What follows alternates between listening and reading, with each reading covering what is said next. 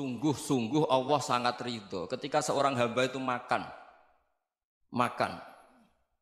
Makan ketika sesuap nasi dia muji Allah. Ketika minum seteguk nasi dia muji Allah. Itu kalau orang diridhoni Allah itu wali betul. Itu untuk jadi wali itu gampang. Kamu makan ridho. Kamu ninjak buminya Allah ridho seneng. Kamu hidup keseharian aman seneng.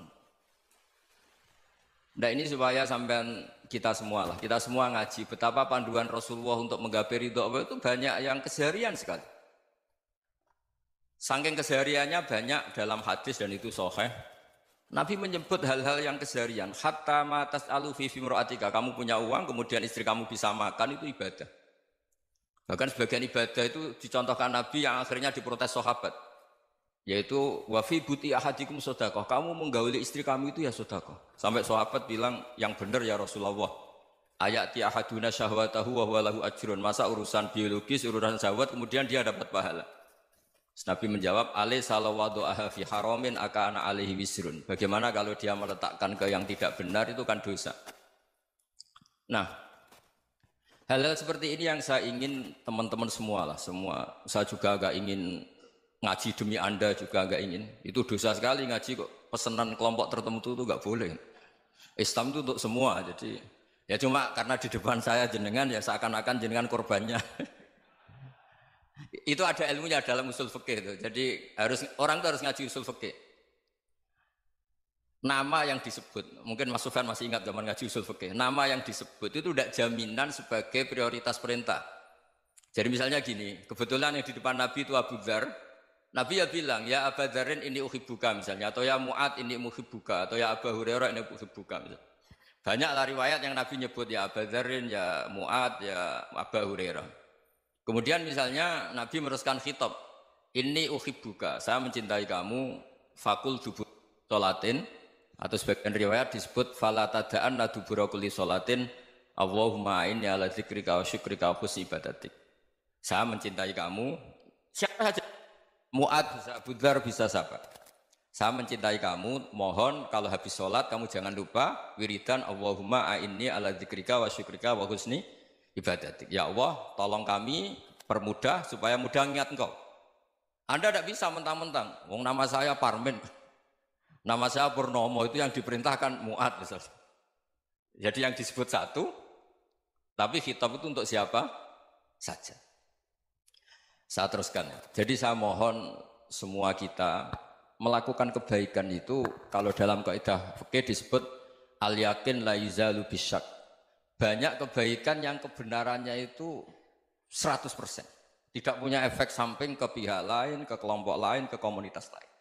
Yaitu tadi misalnya Anda makan dan itu murah sekali, hanya butuh satu piring. Setiap punyaan kamu muji Allah, setiap minum kamu muji Allah. Itu redaksinya Rasulullah SAW disebut Allah sangat ridho ketika seorang hamba makan, kemudian dia memuji Allah. Atau minum, kemudian dia muji Allah. Logikanya gampang, negara seperti ini yang kamu harapkan bentuknya kayak apa, mertua, ipar, komunitas, tetangga. Itu nyata terjadi itu kan belum pasti.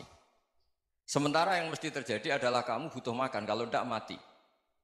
Butuh minum, kalau tidak mati. Butuh bumi yang nyaman ditempati, kalau tidak kita juga mati. Sebab itu Allah kalau menyebut nikmatnya itu hal-hal yang keseharian. Alladzi at'amahum min ju'. Allah itu siapa? Allah itu yang menciptakan kamu bisa makan. Tidak berlebihan. Allah itu yang menciptakan kondisi sosial itu ideal. Zaman Nabi itu ya ada orang munafik. Orang-orang pilihan Allah itu juga diuji orang sekelilingnya yang macam-macam. Semua diuji sesuai konteks zaman dan waktu. Nah, tapi ada ibadah-ibadah yang selalu disarankan Nabi. Sampai Nabi itu pernah ditanya, ayul islami khairun ya Rasulullah, Islam terbaik itu gimana? Jawaban Nabi itu unik. It'amut to'am. Islam terbaik itu ya makan-makan, santai-santai. Ketika Allah menyebut beberapa kebaikan, falak tahamal aqobah wa ma adrokan apa?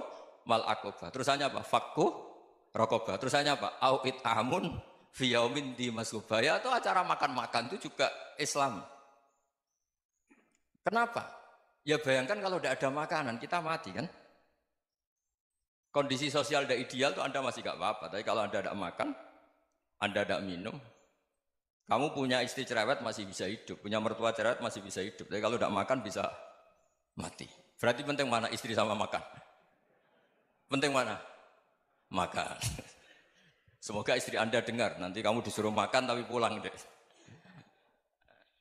Itu kalau dibahasakan makan masih memahami. Penting mana nasi satu piring dengan istri. Nggak ada nasi mati, nggak ada istri belum mati. Penting mana? Gak berani jawab kan? Nah, ternyata Anda ada garang kan di depan istri. Jadi saya mohonlah, mungkin Mas Sufyan Sauri tadi yang bisa bantu lah. Teman-teman tuh ngaji yang keseharian saja.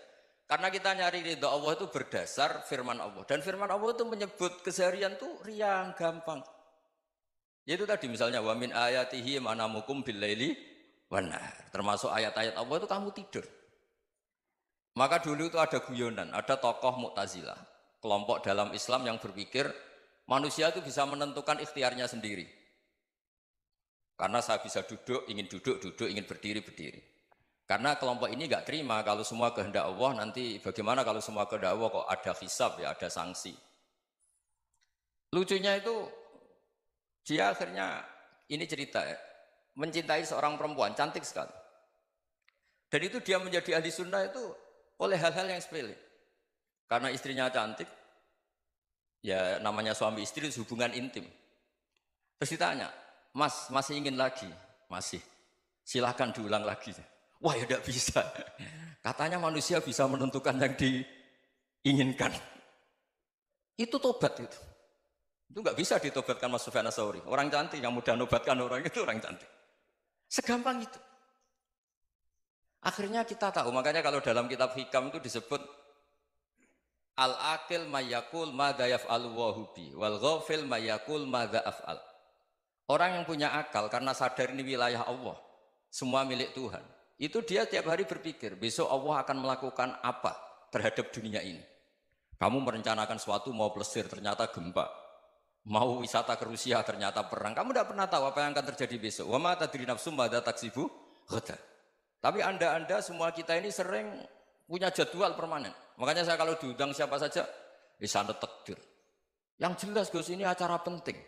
Ya masih acara penting nak pangeran ngersakno piye? Kowe ape dadi pangeran, kamu kok mau jadi Tuhan? Itu kadang ya kiai. Penting Gus acara ini jenengan harus memastikan bisa. Loh kamu itu yang ngajarin tauhid, sesuatu itu biadillah kok bilang-bilang apa pasti. Kalau maksa terus tak tobatkan loh kamu kata saya. Ya kalau gitu Gus bilang insya Allah. Wah itu hati saya, fisik saya, roh saya sudah bilang insya Allah. Tidak usah kamu latih kata saya. Nah hal-hal tauhid keseharian itu gampang sebetulnya. Wal ghafil yaqulu madza af'al. Tapi orang yang lupa Allah dia setiap hari bilang besok apa? Kita bisa melakukan apa? Seakan-akan dia itu aktor, dia penting, dia subjek permanen, dia. Padahal kita ini hanya objek kehendak Allah Subhanahu wa taala. Karena kita yakin sesuatu yang terjadi di alam raya ini kita tidak bisa apa-apa. Makanya saya sering ngaji, sering bilang saya, ketika Anda mensifati Allah, dia yang menghidupkan. Sudah itu tanamkan, sehingga ketika kita mati, santai saja. Kenapa santai? Allah punya cara menghidupkan kita. Zaman kita hidup juga gak tahu caranya ngelola jantung, ngelola paru-paru. Kamu juga gak tahu ngelola oksigen yang tidak beracun, tidak mengandung polusi. Tahu-tahu hidup. Gak ingin tua ya tahu-tahu tua, gak ingin mati tahu-tahu mati. Selama ini kita hidup juga gak tahu apa sebetulnya. Hanya gaya tok, punya jadwal, punya planning. Kalau kamu bisa menentukan pilihan Anda, pasti Anda istrinya cantik, 4 neriman semua, qanaah semua. Nyatanya enggak kan? Ada 1 jelek, cerewet. Oh itu kan, nyatanya enggak bisa apa-apa Anda kan? Dan kamu bawa mati lagi. Itu kan, istri Anda juga gitu, punya keinginan, punya suami yang ganteng, yang jabat, yang neriman, yang enggak poligami. Ya enggak kesampaian juga. Kalau kita ngitung tingkat kegagalan kita itu gagal terus. Ya kan? Nah, terus ingat Allah, madza yaf'alu wa bi. Orang yang punya akal selalu berpikir Allah itu menghendaki apa terhadap saya. Lalu sama-sama orang melihat orang yang serius, itu kata Anda itu pemikir berat, serius. Senang punya tokoh yang merengut karena kamu anggap serius. Tapi sebagian orang anggap orang yang serius itu wong merengut, wong masam, wong muka kok ditekuk. Jadi sama Itu hati, ya muqallibal qulub tsabbit qalbi ala dinik. Karena kita enggak tahu cara berpikir kita tentang orang lain, tentang sekeliling kita. Misalnya kita orang baik yang jenis ngrumat fakir miskin. Ada orang bangun masjid mewah itu janggal. Apa artinya masjid mewah kalau banyak orang kelaparan? Tapi kalau yang jenis pendidikan apa artinya masjid mewah kalau tidak bisa ngaji? Nanti yang jenis infrastruktur apa artinya ini kalau semuanya punya sudut pandang yang berbeda-beda. Dan Islam mengapresiasi semua kebaikan. Tapi katakan semua kebaikan itu adalah kehendak Allah Subhanahu wa taala. Karena apapun baik Anda itu pakai fasilitas yang diberikan oleh Allah Subhanahu wa taala. Sehingga ini yang disebut kulillah sumadarhum fi khawdihim yal'abun. Ya kembali tadi ke tema-tema bahwa keseharian Anda ini sudah Islami. Saat Anda tidak bisa melakukan apa saja. Saya sering ada jenazah, biasanya kalau tetangga meninggal saya sering disuruh ngelepas. Saya bilang orang ini baik karena sering ngelamun di rumah, sering nganggur di rumah. Ditanya sama anaknya, kenapa Gus nganggur baik? Ya kalau dia nganggur artinya juga agak berbuat sesuatu yang maksiat kan? Ya kan? Orang nganggur di rumahnya ya tidak bunuh orang, tidak maling, tidak korupsi, ya namanya nganggur di rumah. Lah cuma istri cara pandang nganggur gak menghasilkan uang itu. Tapi juga gak menghasilkan kriminal kan? Jadi sebenarnya Islam itu makanya kalau sampai ngaji usul fikih itu ada kitab usul fikih namanya Lubul Usul, itu terkenal sekali di pesantren itu. Itu kalau ngapresiasi keseharian itu luar biasa. Itsma min mubahin illa wa yatahaqququ bihi tarku haramimma. Karena keseharian yang mubah saat Anda lakukan itu ada kehebatan yang luar biasa, yaitu meninggalkan haram. Makanya dulu banyak orang-orang alim ketemu temannya itu guyon sampai semalaman. Itu biasanya yang semangat Islam itu kiai kok tidak tahajud, kiai kok tidak witir. Orang yang sedang mapan uangnya banyak, malam itu tidak kelayaban itu sudah luar biasa. Melawan nafsu supaya tidak maksiat itu sudah luar biasa. Supaya lupa guyon sama temannya semalaman sampai subuh. Gejolak-gejolokan mengenang zaman miskin, zaman kuliah nggak jelas, zaman apa. Melihatnya jangan tarkut tahajud. Seperti ini meninggalkan tahajud, tapi meninggalnya ini talkul muharramat. Jadi kayak apa hebatnya? Sehingga Imam Ghazali punya riwayat yang agak unik. Hatta takuna ibadatu akhiri hadil ummah iku an-naum. Sehingga suatu saat ibadah terbaik umat ini itu tidur. Itu kan riwayat kontroversi. Ketika Imam Ghazali tanya, kenapa iya?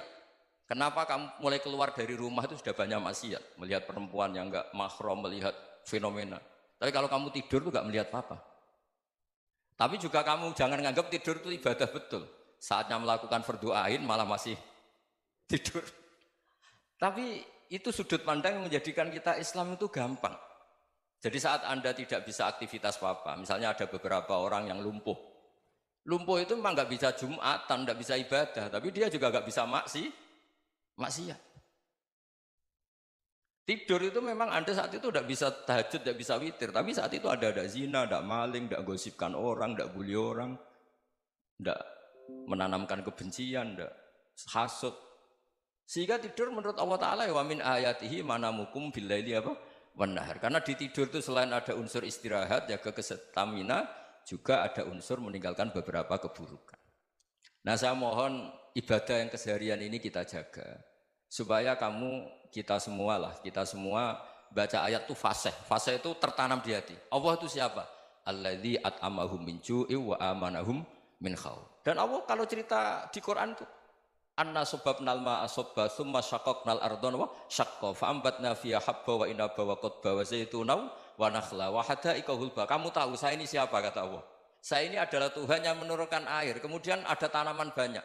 Habba wa inaba wa qadba, ada zaitun, ada tin, kalau orang Jawa mungkin ada tela, ada padi, ada mangga, ada pisang. Sudah. Wa inaba wa zaituna wa nakhla wa hadaika hulba. Ada perkebunan yang lebat. Tujuannya apa? Mata Allahum, silahkan kamu pakai, kamu nikmati. Tapi karena kadang kita ini punya ide-ide besar. Tadi untuk syukur saja nunggu punya istri riman, rumah baik, tetangga baik, komunitas baik, semuanya baik baru syukur. Lama-lama nanti ada di surga, syukurnya nunggu surga paling kelas A. Itu sudah ada yang menghuni Rasulullah, kamu nggak boleh di situ. Masa untuk syukur saja? Repotnya Masya Allah. Jadi mohonlah Quran yang kalau Anda hafalkan juz sama itu kan ada ayat-ayat yang kayak tadi. Ya, fal yang dzuril insanu ila ta'ami. Coba lihat. Apa yang kamu makan ya? Dari mana? Dan untuk mempertahankan hidup kamu keseharian. Jadi jangan kira ibadah itu harus membentuk komunitas yang versi Anda. Ibadah itu harus yang hal yang mulu-mulu. Kesehariannya Anda alami. Loh ini saya tidak bikin-bikin. Saya ngaji bukan karena berdasar pesanan. Itu ayat yang saya baca kan betul ada ayatnya kan. Fal yang dzuril insanu ila ta'amih. Anna sobabnal ma'a sobba. Thumma syaqaqnal ardo syaqqa. Fa'ambasna fiha habba wa inabau wa qadba wa zaitunaw wa nakhla wa hadaika ghulba. Terusannya apa? Mata'al lakum. Silakan kamu nikmati. Mata itu silakan kamu nikmati. Ya kayak sampean dikasih hidangan ya makan. Ya sudah makan. Habis makan ya minum. Habis itu ngantuk ya tidur. Ya sudah normal-normal saja. Kayak apa indahnya Islam? Tapi Anda mencari Islam yang gimana lagi?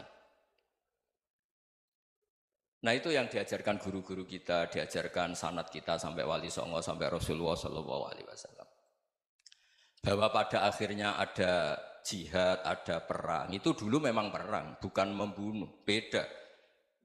Dulu kita dijajah Belanda ya perang, dan itu normal karena kita dijajah. Jadi ketika orang lain ingin baik sama kita, wa in ahadum minal musyrikin astajaruka ya fajirhu hatta yasma'a kalam Allah. Kalau mereka ingin baik ya kita baik. Makanya ada istilah mustakman, mu'ahad. Kalau mereka ingin damai, berdampingan dengan kemajmukan ya itu yang lebih baik. Karena memang Islam menghormati proses perdamaian. Saya akan mengkagumi Gus Dur dari segi fikih.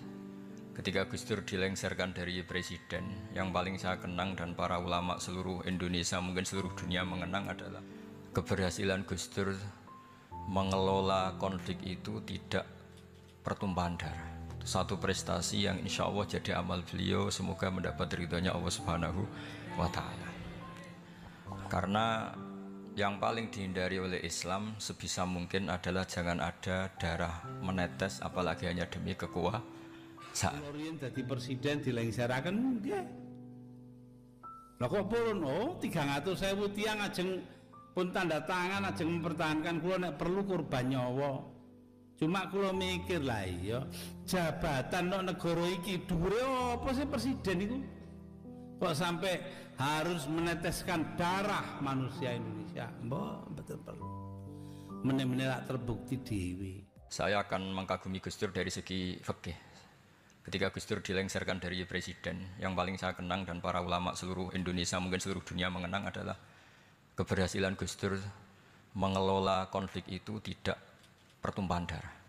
Itu satu prestasi yang insya Allah jadi amal beliau, semoga mendapat ridhonya Allah Subhanahu wa Ta'ala. Karena yang paling dihindari oleh Islam sebisa mungkin adalah jangan ada darah menetes, apalagi hanya demi kekuasaan.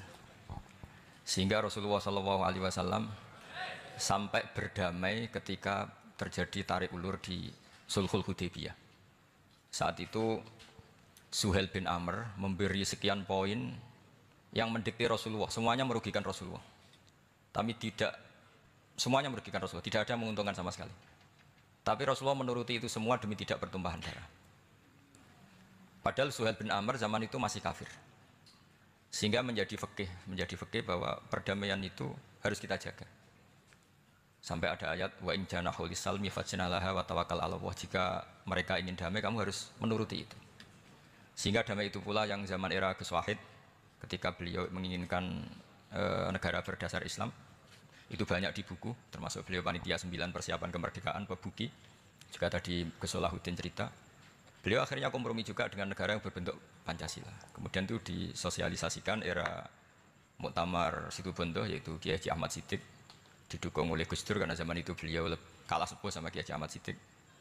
Jadi itu fikih-fikih yang saya menjadikan pengagum Gus Dur, karena ibadah Darul Mafasid Muqaddamun ala Jalbil Masalah adalah ibadah yang luar biasa. Berikutnya saya mohon sama Kiai Haji Salahuddin Wahid berkenan saya cara berpikir begini untuk Gus Dur. Jadi saya ini dari keluarga Kiai, saya juga senasab dengan keluarga Mbah Hashim karena sama-sama turunan Mbah Sambu Lasem. Jadi beliau adalah Abdurrahman bin Wahid bin Hashim bin Asy'ari bin Wahid lagi, terus bin Abdul Halim 2 sampai Mbah Sambu. Kira-kira nasabnya sama dengan saya, dengan Mbah Hamid yang dari jalur itu. Saya mau bercerita begini. watak seorang cucu itu biasanya mengalir dari pikiran besar mbah-mbahnya atau leluhurnya. Karena setiap mbah-mbahnya pasti berdoa dzurriatan thayyibah, yaitu anak cucu yang baik. Saya sengaja di sini bawa kitab yang ditulis oleh Muhammad Asad Shihab, seorang Libanon. Menulis bahwa Mbah Hasyim Asy'ari adalah terhitung sebagai mujaddid, sebagai pembaharu Islam setidaknya di Asia sini atau di Indonesia. Di sini ada kitab ini diterjemah beberapa kali, sebagian oleh Kiai Haji Mustafa Bisri, sebagian oleh Kiai Sodik Semarang. Saya punya edisi asli, edisi Arabnya. Karena saya dari awal ingin ngaji sama santri-santri Tebu Ireng.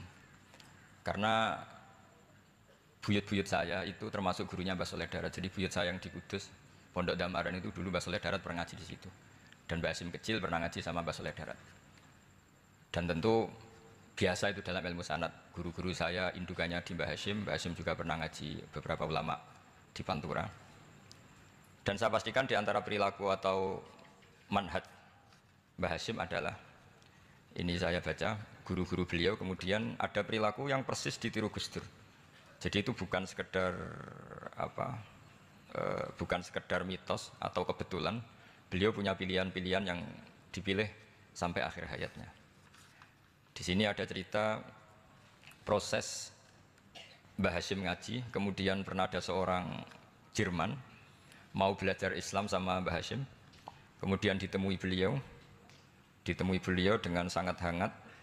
Ketika sudah mengenal Islam secara detail, ya saya ulang lagi, ketika sudah mengenal Islam secara detail, beliau menghentikan, kamu jangan tergesa-gesa, kata beliau, kamu harus menerima Islam ini secara al-bayyinah, secara argumentatif, secara logika yang benar, jangan karena terpaksa. Itu pula yang akhirnya Mbah Hasyim mendorong khurriyatul fikri, orang itu harus merdeka dalam berpikir. Itu pula yang mengilhami Rasulullah SAW ketika Sulhul Hudaybiyah. Orang kafir yang masuk Islam harus dikembalikan ke habitat kafir, karena itu habitat asli, karena rata-rata dulu suku Mekah zaman itu kafir semua. Tapi yang orang Islam masuk kafir harus dibiarkan karena dianggap kembali ke habitat. Tentu semua perjanjian itu merugikan Rasulullah SAW.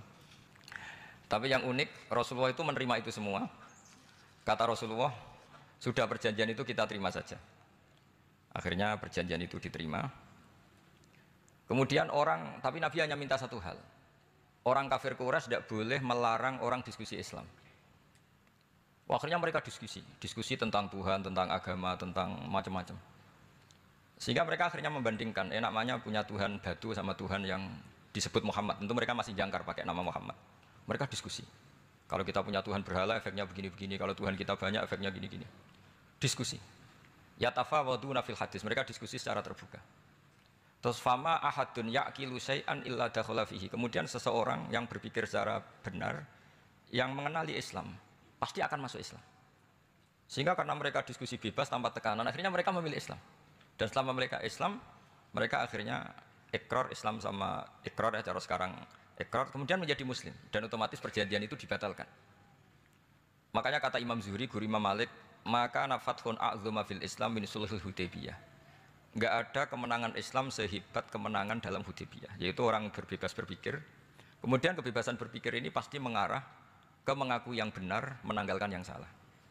Tentu orang dulu mendewa-dewakan Lata Uzza, pokoknya menuhankan makhluk, menjadi sadar bahwa itu aneh. Kenapa kita harus sembah batu yang dipahat, kenapa kita harus menyembah makhluk dan sebagainya, dan akhirnya mereka Islam. Tapi dulu kalau suasana perang itu keinginan orang hanya ingin menang kalah. Jadi yang kafir itu hanya ingin menang, pokoknya jangan sampai kalah, nggak pernah berpikir Islam itu apa. Di mana-mana perang itu ya pikirannya menang kalah. Tapi setelah nggak ada perang, meskipun segala perjanjiannya merugikan Islam, orang akan berpikir secara objektif. Makanya fama ahadun yaqilu syai'an illa dakhala fihi. Tidak ada seseorang yang berpikir tentang Islam kecuali akhirnya masuk Islam.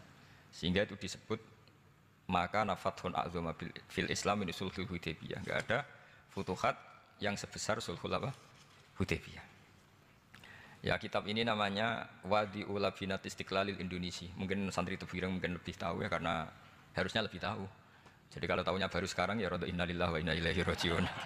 Jadi saya tidak perlu bangga lebih tahu karena memang seharusnya Anda lebih tahu. Kalau tidak ya keterlaluan. Ya namanya itu Wadi'ul Labinatil Istiqlal al Indonesia. Ini saya baca tapi ini demi Gus Dur, artinya bahwa pilihan-pilihan itu mulai ada zaman Mbah Hasyim Asy'ari. Saya baca satu-satu ya, mulai kredibilitas ilmu beliau, karena dalam Islam itu harus ada sanad. Saya pernah ditanya seorang ilmuwan, Pak Bahak, kenapa Islam itu harus ada sanad? Kita kan orang cerdas, kan bisa berpikir sendiri, ngapain nunggu pikirannya orang-orang gitu. Terus saya bilang agama itu agamanya Allah dan Rasul. Kalau pikiran kamu namanya agama kamu, bukan pikiran agama, kata saya. Kalau kamu punya pikiran, yang namanya pikiran kamu, tidak agama. Kalau agama itu harus bersanad. Jadi pikirannya Mbah Hasyim sama dengan pikirannya Mbah Mahfud pikirannya sama dengan Said Abi Bakar Sato sama dengan Sayyid Zaini Dahlan dan seterusnya sampai logika itu sampai Rasulullah Shallallahu Alaihi Wasallam. Saya beri sekian contoh. Pikiran yang kita ciptakan bisa salah, misalnya begini. Dulu misalnya Nabi pernah bersabda, al-qatil wal maqtul finnar, pembunuh yang dibunuh sama-sama neraka. Jadi idal taqal muslimani bisayfihima fal qatil wal maqtul finnar. Jika dua orang muslim bertemu sama-sama bawa pedang, maka yang bunuh maupun yang dibunuh itu sama-sama masuk neraka. Makanya kita harus syukur sekali Indonesia itu paling menghindari membunuh, karena kalau sesama muslim membunuh itu ancamannya berat, sama-sama masuk neraka. Bukan sekedar diboyong dari pondok Tebu Ireng, itu neraka gitu. Kalau dibayang pondok gampang gitu, nanti pondok lain gampang. Terus logika sahabat begini, hadza al-qatil fama balul maqtul. Oke ya Rasulullah, kalau al-qatil masuk neraka namanya pembunuh, oke kita terima. Tapi fama balul maqtul, lalu dosanya yang terbunuh itu apa? Wong dia korban kok dia dibunuh? Apa jawabannya Rasulullah sallallahu alaihi wasallam? Jawabannya innahu kana harison ala qatli sahibi. Sebetulnya dia juga mentalnya pembunuh, cuma nasibnya terbunuh. Jadi seperti misalnya sampean hasud saya, itu enggak perlu disakeni. Sebenarnya sampean yang inginnya ya menggusur saya, cuma nasibnya tergusur gitu. Makanya kalau ada orang rebutan pacar kok kalah itu udah usah disakeni. Sebenarnya mentalnya dia perebut gitu. Cuma nasibnya kalah gitu loh. Jadi apa ya? Ya tadi. Ya ini penting ya, penting sekali. Jadi sebetulnya ketika duel itu semuanya kan mentalnya pembunuh. Maka dia nasib saja sebagai maktul, tapi mentalnya pembunuh. Karena dia mentalnya, niatnya, komitmennya pembunuh, maka dia sama-sama di neraka. Maktul itu fakta, faktanya terbunuh, tapi mentalnya pembunuh. Sehingga hukumannya sebagai pembunuh. Sama kalau sampean berebut itu mentalnya ya perebut. Cuma nasibnya kalah atau terebut. Itu soal nasib. Ini saya baca dulu ya guru-guru Mbah Hasyim supaya clear. Selama ini yang dikenalkan beliau ngaji sama saya Mahfud, saya Khotib Minangkabau. Ini di kitab ini. Saya baca sesuai harokat yang ada di kitab ini. Nanti kalau sampai tidak cocok karena beda madhab, ya nggak apa-apa asal pinter saja. Karena baca kitab itu unik. Kadang-kadang satu guru sama guru yang lain itu beda-beda. Dan biasanya guru itu nggak mau kalah. Mbah Mun tuh sering cerita, ada kiai maknani wati ini lan wit alu. Itu muridnya gerutu karena pernah mondok itu kok nggak gitu. Pak guru, di kitab saya maknanya itu pohon elu. Lah iya cuma wit elu kena gua alu kata guru. Gurunya karena gurunya nggak mau kalah. Gitu. Ada yang guru itu salah baca wal jarodin lan lawang. Muridnya nggak terima. Pak Yai saya pernah ngaji itu maknanya walang. Lah iya walang sing ning lawang cuma. Itu memang kasus makna-makna di Jawa itu banyak. Karena awalnya memang wis rodok bodoni. Kenapa saya bilang bodoni? Yang bilang Mbah Mun makna Jawa ono bodoni nih. Karena watin itu kan nggak ada di Indonesia. Tapi kiai itu malu kalau gak iso maknani. Akhirnya wati ini wet elu. Tanyakan orang pakar ahli Jawa ya tidak tahu lo itu apa. Pokoknya butuh kiai itu ada lafaz ya ada maknanya. Padahal jenis itu nggak ada di Indonesia. Seperti haudat itu maknanya di Jawa sekedup. Sekedup itu rumah kecil yang ada di unta zaman dulu. Di Jawa ada enggak? Tidak ada. Kalau kamu tanya orang Jawa ini apa namanya? Namanya ya rumah kecil di atas unta. Tapi di Jawa dulu punya makna namanya apa? Sekedup. Jadi kiai Jawa itu luar biasa improvisasinya. Ya rodok bodoni itu. Lah yang sering bodoni itu bab halal haram, tapi bodoni apik. Yang tidak semua bodoni itu buruk, kadang wajib. Betul. Ini sama tergesola. Ini karena keahlian fikih saya juga barokahnya Mbah Hasyim Asy'ari supaya beliau senang. Beliau senang karena para nabi, para wali, para ulama itu tidak meninggal. Tadi kalau Mbak Anita bilang wafat itu kalau dalam bahasa Arab wafa yafi wafaan itu maknanya nuhoni. Nuhoni itu sudah memenuhi. Jadi sebenarnya memang nggak pernah ada orang mati itu. Jadi kita punya jatah umur, jatah rezeki sudah terpenuhi semua. Namanya wafat. Dari kata wafa yafi wafaan, sesuatunya sudah penuh maka diambil. Kalau roh sendiri nggak pernah meninggal. Ya roh sendiri kalau Mbak Anita bilang kita memperingati kehidupan Gus Dur ya memang hidup karena tadi nggak ada siapapun bilang orang itu mati. Orang mati itu adalah jasad, rohnya diambil dari jasad. Lah roh sendiri ini nggak pernah berstatus mati karena makanya orang Jawa semua sepakat. Wong mati ku piye? Sing nyawane dijabut, jasadnya mati, nyawanya diambil. Kemudian nyawa ini yang mengalami dapat nikmat maupun dapat azab. Sehingga keyakinan ahli sunnah wal jamaah ini perlu didoakan karena menghadapi Allah butuh topangan doa dan doa itu nggak pernah salah karena otoritas doa itu. Terus ini cerita akhirnya orang ini sampai masuk Islam. Ketika masuk Islam di antara pesannya Mbah Hashim, saya ulang lagi, di antara pesannya siapa? Mbah Hashim itu beliau bilang kamu harus dipikir-pikir lagi katanya. Itu kan satu kearifan Mbah Hashim ini saya baca karena saya takut ditegur ini. Saya juga nunggu surat kok tidak datang-datang ini kok supaya cepat selesai. Ini bebas. Kalau ada surat malah kebenaran ini karena sudah mulai nyari-nyari. Ya jadi saya mohon nanti kitab ini bisa dikaji di sini. Nanti saya tinggal di sini ada cerita-cerita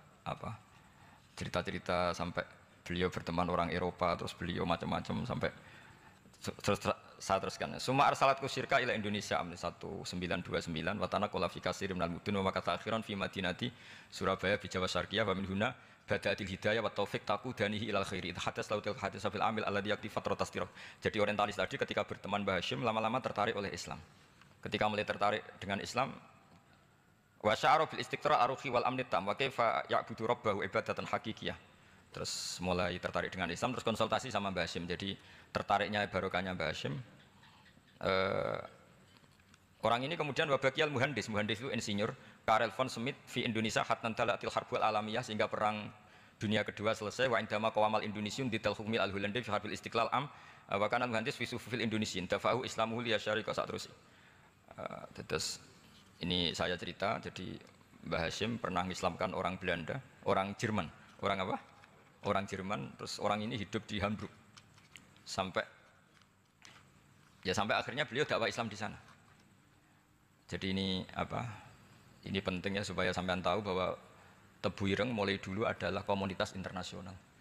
Ya, Tebu Ireng mulai dulu adalah komunitas internasional. Jadi terus ketika ngadepi Indonesia yang dijajah, ini Mbah Hashim bersama kawan-kawannya sepakat iktikaf di Multazam. Ini saya baca ya. Wa akhiran istama'a ma'a nukhbatin min haula'i talaba min zalama alaihi al-had Muhammad Hashim ala ayata'ahadu wa yaqumu bi amalin fi lailatin lailan min laili syahri Ramadan. Al-mu'azzam istama'a haula'i talaba waladina yantamuna ila iddati qawamiyatin. Qawamiyah itu kalau bahasa sekarang perlawanan min Afrika wa buldani janubi Asia, Asia Tenggara, wa Asia Wusta, Asia Tengah, wal buldan al-Arabiyah. Wa kana al-had Muhammad Hashim Asy'ari ahadahum. Wa waqafu jami'an amamal multazam bil Ka'batil musyarrafah. Wa ahadu wa aqsamul yamin ala yakum bil jihad fi sabilillah li ilahi kalimatil Islam wa tauhidil muslimin bin nasril ilmi wa tawiyah wa tafaqquh fiddin talaban lil mardatillahi ta'ala la yarjuna min wara'i dzalika malan wala mansiban li anfusihim. Jadi sebelum beliau pulang ke Indonesia, itu komunitas Asia Tengah, Asia dekat, Asia jauh, semuanya dijajah karena Mesir dijajah Prancis, yang Burma dijajah ini, yang Indonesia dijajah ini, semuanya berdoa di Multazam. Intinya Mbah Hashim itu patriotik betul. Tapi ya religius betul. Beliau berdoa di Multazam, beliau menyanggupi siap jihad melawan penjajah, tapi saat itu juga berikrar kalau semua itu tidak untuk nyari pangkat. Makanya saya yakin Gus Dur adalah orang saat jabat presiden karena supaya Indonesia tidak chaos. Buktinya apa? Ketika beliau dilengserkan ya santai saja. Wong ngajine wa mal hayatud dunya illa mataul ghurur. Jadi ya santai saja itu. Enggak jadi masalah. Terus kitab ini menerangkan, ini saya baca ya. Li khidmatid duwal alladziina laha musta'maratun. Musta'marat itu dijajah mislu Holanda wa Inggris wa Rusia wa Persia wa fi hadzal amri bidzat ara ana 'alal muslimin wal mas'ulin khususan. Ini intinya ulama-ulama yang dari timur jauh kemudian sowan ke Mbah Hashim minta fatwa karena negara-negara mereka juga dijajah. Jadi dulu orang dari Jerman, dari mana-mana belajar Islam juga sama Mbah Hashim. Yang negara-negara Asia Timur, Asia dekat itu juga kalau konsultasi kemerdekaan juga sama siapa? Mbah Hashim. Jadi uniknya kitab ini ditulis oleh orang Libanon. Jadi orang Libanon itu saking penasarannya sama Mbah Hashim Asy'ari itu datang ke sini. Ya datang ke sini untuk belajar sama Mbah Hashim. Dan di antara belajar itu kemudian sampai sini ternyata tamu-tamunya Mbah Hashim dari berbagai negara. Mulai yang konsultasi cara memerdekakan negaranya karena mengalami dijajah, sampai cara belajar Islam yang benar. Termasuk tadi yang Karel von Schmidt tadi yang masuk Islam karena konsultasi sama Mbah Hashim. Padahal dia orang orang Jerman. Terus di antara kelebihannya Mbah Hasyim ini juga ditiru Gus Dur, wal haji Muhammad Hasyim la yajidu kharujan ayuna kisau sami' wal mukhatab bal yurahibu bidzalik. Mbah Hasyim orang yang enggak tersinggung ketika pendapatnya ditentang atau digugat oleh lawan bicaranya. Beliau santai, tidak apa? Terus ya tidak berontak, ya santai aja. Enggak terus angger dibantah, oh bantah kiai kualat, tidak, itu tidak ada sanadnya. Nah ini saya pastikan ya bahwa kehebatan Gus Dur itu kita enggak lepas dari barokahnya siapa? Mbah Hasyim. Sekaliber Rasulullah SAW sebagai Sayyidul Khalqi, Sayyidul Anbiya al-Mursalin, beliau yang akui ana da'watu Ibrahim wa bisyaratu Isa. Aku hebat ngene iku barokah dungane Nabi siapa? Ibrahim. Maka ini sesuatu yang saya tekuni, jadi enggak salah kalau bicarakan Gus Dur ya harus bicarakan Mbah Hasyim. Sama bicarakan Nabi Muhammad SAW juga harus membicarakan Jadduhul A'la yaitu Ibrahim alaihissalam. Jadi ini kitab bisa dipakai atau digasap ya nggak apa-apa. Artinya gini, gasap itu kalau saya ada ridho jadinya gasap, kalau ridho ya jadinya boleh. Dan menjadi gasap kalau nggak dipelajari. Ya, jadi kalau enggak terus tinggo jimat itu kitab Gus Bahak sakti, wah ya repot makanya ini. Nah kalau dipakai itu gasap. Tapi kalau nanti didiskusikan sama teman-teman, kemudian menjadi baik, menjadi luar biasa, saya ikut ngamal. Terus saya ulang lagi, saya teruskan. Ittisolatuhu. Ittisolatu itu komoditas beliau. Lahu ittisolatun wasi'atun wa mukatabatun ma'a katsirin min zu'ama'il alam al-islami fi dzalikal ahdi. Bi'annahum Asy'abul Aziz As-Salibi wa Sayyid Diyauddin wa Syairozi. Adwil Injil terus beliau punya perkawanan besar di komunitas internasional, termasuk Syekh Muhammad Abdul Karim Al-Khattabi wa Sayyid Alawi bin Thahir Al-Haddad, Mufti Sultanati Johor. Ya, beliau berkawan dekat sama muftinya kerajaan Johor, wa Muhammad Ali wa Syaukat Ali bil Hindi, wa Muhammad Ali Jana Muhammad Iqbal. Muhammad Iqbal yang terkenal di India itu, wa Sayyid Hibaduddin Asy-Syahrastani, wa Wazirul Ma'arif Al-Iraqiyah. Beliau berteman sama PM Irak. Jadi kalau Gus Dur dari Mesir belajar di Irak, ternyata dulu mbahnya teman akrabnya Perdana Menteri apa? Irak. Terus banyak Waro'isu Majlis Tamyiz wa Sayyid Al-Alama Muhammad bin Aqil wa Sayyid Muhammad Jadul Maula wa Sayyid Muhammad Surur saat terusnya itu. Jadi apa? Ini nanti saya tinggal termasuk catatan-catatan ini saya mohon ridho dari Gus Solah dari supaya santri-santri sini belajar Mbah Hasyim lebih serius supaya gampang. Kenapa saya katakan harus seperti ini? Dulu Nabi Ibrahim itu di antara anak cucunya itu secara lahir ada yang tidak soleh. Karena anak cucu itu punya otoritas, sehingga anak cucu ini yang menstatuskan Nabi Ibrahim. Sampai Allah sendiri yang meluruskan pengklaiman itu, yaitu ada ayat maka anak Ibrahimu Yahudiyah wala Nasranian, karena ada orang yang bernama Yahuda bin Yakub bin Ishak bin Ibrahim. Karena Yahuda punya pola tertentu dalam beragama, terus seakan-akan mbah-mbahnya paling ya begitu. Akhirnya Ibrahim pernah disetatuskan sebagai Yahudi. Sampai Allah sendiri yang ngendikan maka anak Ibrahimu Yahudiyah wala Nasranian. Sampai datang Rasulullah SAW yang memaklumatkan saya juga cucu Ibrahim orisinil. Dan saya pastikan Ibrahim itu bukan Yahudi tapi bapak Tauhid. Semenjak itu Ibrahim dipulihkan namanya, bukan Yahudi tapi bapak Tauhid. Yaitu diistilahkan Nabi millata abikum Ibrahim, semua Tauhid adalah nginduk kepada Nabi siapa? Ibrahim. Nah saya ingin santri-santri Tebu Ireng misalnya nanti suatu saat jadi komunitas internasional, jadi orang keren komunitas internasional, itu bukan karena ingin gaya-gayaan terkenal, tapi ingin niru Mbah Hasyim bahwa itu awal dakwah Anda fil alam. Semua alam ini tentu butuh tauhid, butuh kebenaran, bukan gagah-gagahan sebagai orang populer. Terus persahabatan yang luas, misalnya Anda khusyuk terus kuper, wah ratau kancanan wong hampir jadi wali gini terus kuper. Mungkin Anda tidak akan jadi wali karena sanatnya Mbah Hasyim itu perkenalannya luas. Sementara kamu milih kuper, gak pernah berteman orang, tapi sanatnya sampai Mbah Hasyim itu membingungkan sanat itu. Wong Mbah Hasyim tidak gitu kok kamu nyanatkan begitu. Jadi kalau santri Tebu Ireng mulai sampai neng kamar, terus ngobong dupo, terus memperkenalkan diri jadi wali. Gitu. Nanti tonggo kamu ngira itu produk Mbah Hasyim, karena kamu santrinya. Kan dianggap cerminan gurunya sampai Mbah Hasyim. Nah kalau ada yang teman-teman gitu harus dimaklumatkan itu sanat mungkotek. Bahwa sanat itu tidak benar. Ini kapan ini ditegur? Ini saya sudah mulai menunggu. Karena ya repot ini kalau kelamaan ini nanti itu. Terus ini khazanahnya Mbah Hasyim. Khazanah itu ya perpustakaan kalau sekarang. Maktabatuhu. Tu'addu maktabatul khat Muhammad Hasyim Asy'ari min aghnal maktabat lihtiwaiha ala anfasil kutub. Jadi ini kadang harokatnya ya beda dengan bacaan saya. Sama nanti bacaan saya saja. Di sini ditulis anfusil kutub. Kalau saya baca anfasil kutub karena maknanya kitab terbaik. Kalau kitab terbaik bacanya bukan anfus tapi apa? Anfas. Ya nanti kamu debat sendirilah sama teman-teman ini bacanya apa. Karena ini kadung harokatan.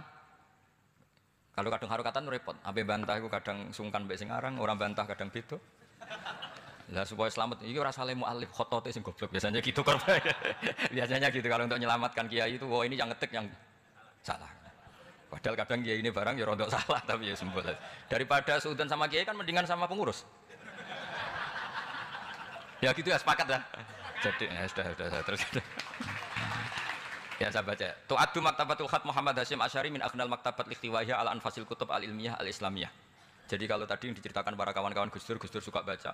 Itu Mbah Hasyim itu kitabnya banyak sekali dan semuanya kitab terbaik. Min matbu'atin baik yang dicetak wa makhtutatin baik yang masih tulisan tangan. Athariyatin qadimah baik kitab-kitab yang sudah hampir punah karena saking lamanya. Wa tadumu hadil maktabah jullal kutub al-mu'allafah wal lughat al-arabiyyah wal indonesia wal jawiyah wal malaysia wa ba'dal lughat al-ajnabiyyah al-ukhra. Jadi zaman Mbah Hasyim itu perpustakaannya sudah ada bahasa Indonesia, bahasa Jawa, bahasa Malaysia, bahasa Inggris. Itu yang nulis orang Libanon. Sampai santrinya Mbah Hasyim tidak tahu innalillahi wa inna ilaihi rajiun. Maka ini yang kepertobatan ya sangat. Jadi ini saya biasa guyon, kesoalnya ini guyon sama santri, saya tidak midatoni kiai, jadi ini guyon sama santri. Semoga guyonan ini manfaat. Wassalamualaikum warahmatullahi wabarakatuh.